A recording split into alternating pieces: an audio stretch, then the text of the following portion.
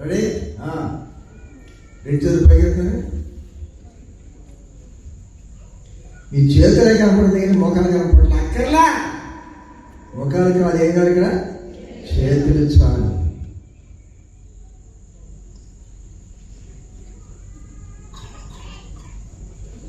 తీసావా?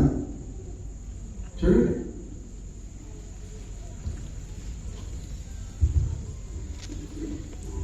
వాటిని విలువగా కూర్చున్నాం, వాటిని వింటున్నాం. నేను ఎక్కడ ఎప్పుడు ప్రసంగం చేసినా రాసుకోవడం, చూసుకోవడం అలాంటి అలవాటు 50 సంవత్సరాల సేవా పరిచయంలో దరిదాపుగా నేను ఎక్కడ ఎప్పుడు ప్రసంగం చేసినా, నేను చేసి ఇక్కడ కూర్చొని ఇన్ని వేల మంది నా ప్రసంగం వింటున్నారా? ఇప్పుడు వింటున్నామా? చేయకుండా సార్ అబ్బా మళ్ళీ వాడు చేస్తారండి. రైట్, ఈసారి రెండు చేతులు వెళ్తున్నాం, అందరికి అంతే చేస్తుంది. అదేంటంటే రెండు చేతులు ఉన్నాయి నాకు, అందుకనే రెండు చేతులు. ఈ చేతి కోపం రాదా? ఈ చేతి కోపం రాదా? వస్తుంది. నాకు 7 పిల్లలు, మీకు తెలుసు కదా, 7 పిల్లలు. ఈ మామిడికాయ సీజన్ పూర్తిగా రాకముందు కొంతమంది మామిడికాయ పండు తెచ్చేవాళ్ళు. ఎవరైనా మామిడికాయ తెచ్చారంటే నాకు సమస్య. అమ్మ మామిడికాయ తెచ్చారు కానీ నేను సమస్యలో ముంచమాకండి అనేవాడిని. అదేంటి కదా మామిడికాయలు అటువంటి సమస్యల ముందు ఏంటి? మగిలి పిల్లకాయలు ఏ కెళ్ళని తీసండి పర్లేదు, వడ తీసినా పర్లా. రసంకాయలు తెస్తే మాత్రం రసంకాయలు తెస్తే నాకు చాలా కష్టమైపోతున్నా. తెస్తే 7 కాయలండి, కనీసం తెస్తే 7 తిండి, లేక మానేయండి. అది జలమం తీమాడికి అయితే ఒక దగ్గర పర్వాలేదు. It can be stayed. 5 కాయలు తెచ్చి ఇప్పుడు నా సంగతి ఏంటి? ఒక్క 5 తిన్న కుదురుద్దా? అందరు శాలీ మీ నాన్నలు ఉంటారా? ఇటు శాలీ బయలుదేరుతాడు కదా, నాన్న శాలీ అని ఉంటాడు, అక్కడే ఉన్నాడు. చిన్న పిల్లడు విమ్మి ఎక్కడే ఉన్నా తాటికే కాల్చుకొని తింటున్నాడు, పీకుతున్నాడు.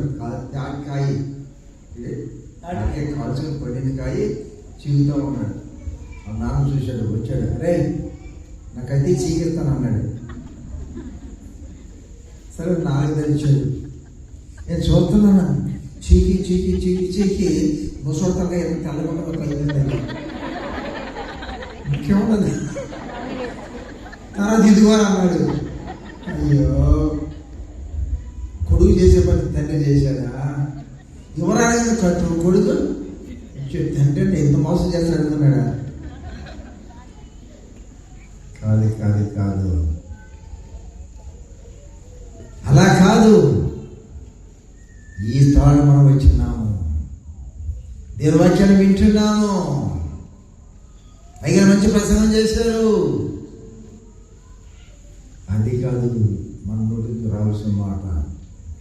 ఈ దినవర్తమానం నాతో మాట్లాడినది, ఈ దినవర్తమానం ప్రతి మాట నా చర్మాన్ని గుచ్చింది. తర్వాత వరుస చదవయ్యా. దేవుని వాక్యం సజీవమై అదంతా వద్దు, మొట్టమొదటి మాట చెప్పబోయా. ప్రాణమును ఆత్మను కీళ్లను మూలుగలను విభజించినంత మటుకు లోనకి దూరుచు. అదే ఈ 2 చెవులకు వాక్యం వెళ్ళడం కాదు, ఈ 2 చెవుల వాక్యం నోటితో బయటకు వచ్చేయడం కాదు. ఆ బోధలు అందరూ వింటారో అందరూ చెప్తాడు. ఏం ప్రసంగం చేశారో అయ్యి గారు చెప్పారు. నేను విన్నా, చెవులు ఉన్నాయా? 2 ఉన్నాయి నా చెవులు, 2 చెవులతో విన్నా. మరి ఎలా మాట్లాడుతున్నావు? నా నోటితో మాట్లాడుతున్నా. Is the result of hearing the word of God. దేవుని వాక్యం వినడం అనేది అంతవరకేనా? మనం అంతవరకే ఉపయోగించడం దేవుని వాక్యాన్ని. దేవుని వాక్యం పర్పస్ ఏం చెప్తుంది అక్కడ? మన దేవుని వాక్యం దేవునికి వాక్యము సజీవమై బలము గలదై రెండంచులు గల ఎటువంటి ఖడ్గము కంటేనో వాడిగా ఉండి ప్రాణమును ఆత్మను కీళ్లను మూలుగలను దూరుచు తలపులని ఆలోచనను శోధించున్నది ఛేదించుతున్నది. ఆహా, ఎంత ఉందండి దాని పని, ఎంత ఉండదు దేని వాక్యం పని.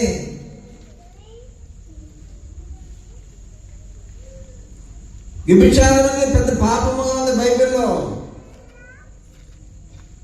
వ్యభిచారం చేస్తే అది తప్పైన పాపం. అది